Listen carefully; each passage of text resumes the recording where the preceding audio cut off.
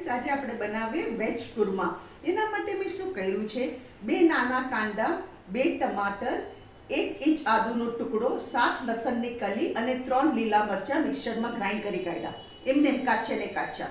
બીજું શું કર્યું, 4 ટેબલસ્પૂન ઓઇલમાં 1 નાનો કાંદો, 1 નાનું મીડિયમ સાઇઝ કેપ્સિકમ એને સોટે કર્યા અને આ ગ્રેવી મેં એમાં નાખી અને 15 મિનિટ સુધી એને સ્લો ફ્લેમ પર 2 મિનિટે હલાવતી ગઈ, એને ખદખદવા દીધી. તો આ છે આપણી ગ્રેવી જે 15 મિનિટથી કુક થાય છે. કાંદો, ટમેટો, આદુ, લીલા મરચાં, લસણ, 2 કાંદા, 2 ટમેટા. હવે આપણે આમાં મસાલો કરીએ. 1 ટીસ્પૂન ગરમ મસાલા,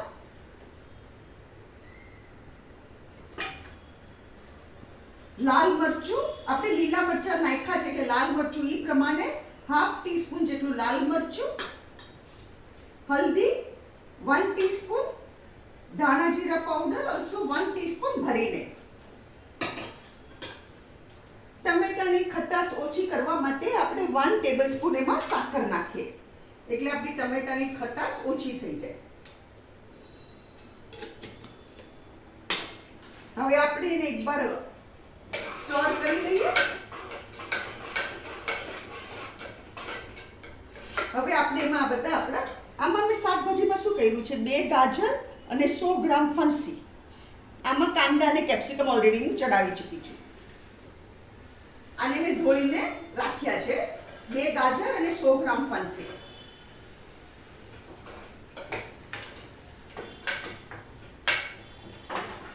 હવે મેં શું કર્યું છે, જે મિક્સચરમાં મેં પીસ્યું છે ને એ મિક્સચરમાં મેં 1 વાડકો પાણી લીધું છે ને 1 ટીસ્પૂન ચણાનો લોટ નાખ્યો છે, એ આપણે આમાં નાખી દઈએ.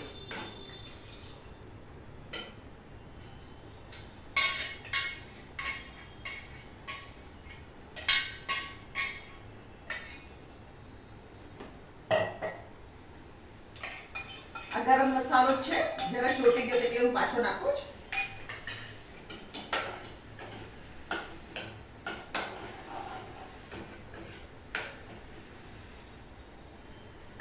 હવે હું શું કરું છું, આમાં ફ્રોઝન ફ્રેશ ક્રીમ છે, મેં ફ્રોઝન જ રહેવા દીધું છે કારણ કે એનું કારણ શું છે, આમે હીટ થઈ જશે. 1 ટેબલસ્પૂન ફ્રેશ ક્રીમ,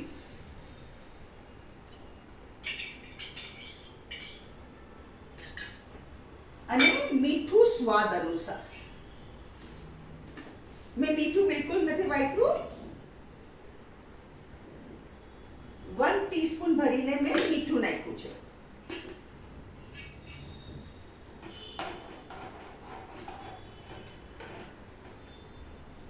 હવે આપણે શું કરવાનું,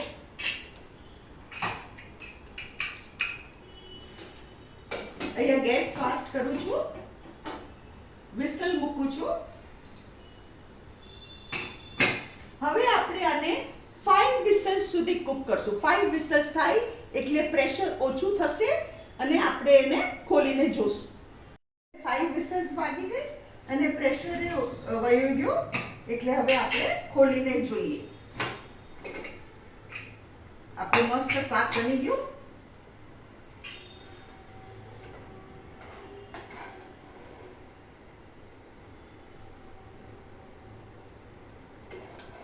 આ તમે રાઈસ સાથે, ચપાતી સાથે, નાન સાથે, બધા સાથે. આ છે આજનું આપણું વેજ કુરમા. અગર તમને મારી વિડીયો પસંદ આવે તો કમેન્ટમાં જરૂરથી લખો.